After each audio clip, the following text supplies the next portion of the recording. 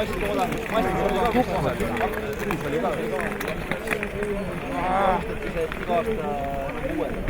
saan aru, et sina hakkad ülekantustega